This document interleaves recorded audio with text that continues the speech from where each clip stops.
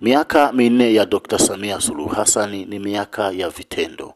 Mwenyekiti wa CCM wilaya ya Kwimba ndugu Sabana Lushu anawashukuru wajumbe wa mkutano mkuu maalum kwa kumpendekeza Dr. Samia kuwa mgombea urais 2025 na ameunga mkono mapendekezo hayo.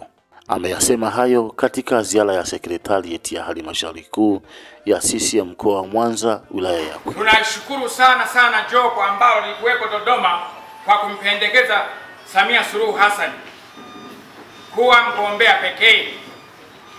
Na tunashukuru sana kwa miaka hii aliyotumikia.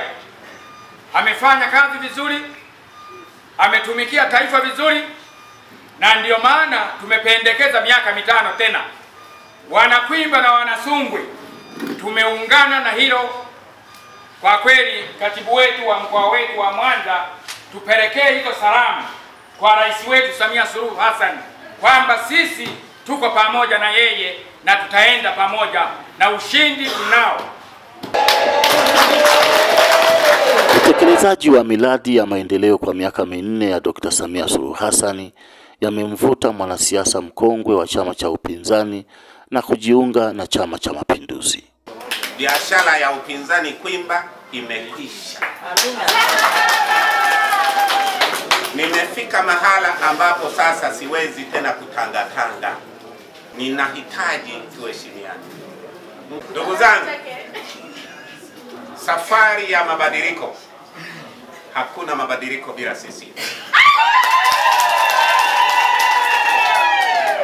Nusu ya umri wangu tangu mwaka 92 nimeanza na enzi ya kina Fundikira, Kasangatumbo na wakina Mabaraka.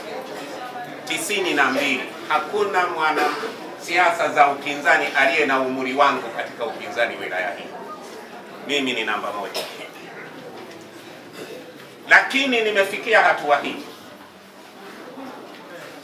baada ya kutafakari na kuona ndani ya CCM vile kuna mabadiliko. Kilichonikiingiza nimekiona sasa CCM inataka mabadiliko, na mabadiliko ya kweli huwezi kuyapata nje ya CCM. Jengewa shule bila wakina mama wetu kuhangaika na makalai kusomba michanga ya kwenda kufyatua matofali. Na shule za sekondari zinazojengwa na mama, tulizoea kwamba kila kitu na mchanga, mpaka mabarabara yetu ya vijijini yaliharibika kwa sababu ya kusomba michanga. Tunachimbua michanga, gari mgonjwa hawezi kufuatwa. Kwa hiyo sasa mama ameupiga mwingi, tunapata shule na madarasa na madawati bure. Uongo kweli? Sasa nina hoja gani nyingine ya kunisimamisha jukwaani ninambeza huyu mama? Swala la elimu, tumepata madarasa 129 mapya kwenye sekondari zote jimbo la Kwimba.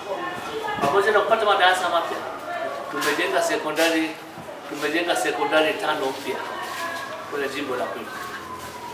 Hatujajenga sekondari 5, tumejenga darasa shule za msingi 6 mpya kwenye jimbo la Kwimba.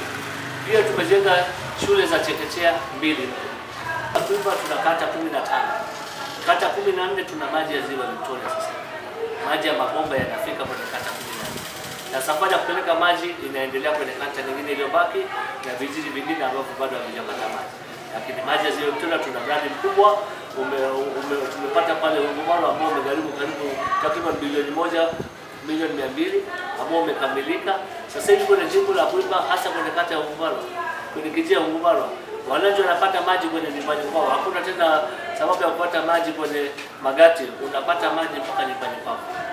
Hata Mundu mjini tumepata matenki ya lita milioni 2 mapya yamejengwa kwa ajili ya kutunza maji, na pia kuna mradi wa kufufua Kiliaboya kuweka visima vipya, tumepata milioni 350. Ule mradi nao unaelekea kukamilika, wananchi wanapata maji ya uhakika kwenye jimbo la Kwimba. Tukienda kwenye afya, tumejengewa hospitali ya wilaya ya zaidi ya bilioni 4 zimewekwa pale. Hospitali ya wilaya imejengwa mpya, zahanati zaidi ya 6 zimejengwa, zinaanza kutoa huduma, na zahanati zaidi ya 14 ziko kwenye hatua mbalimbali za kukamilika.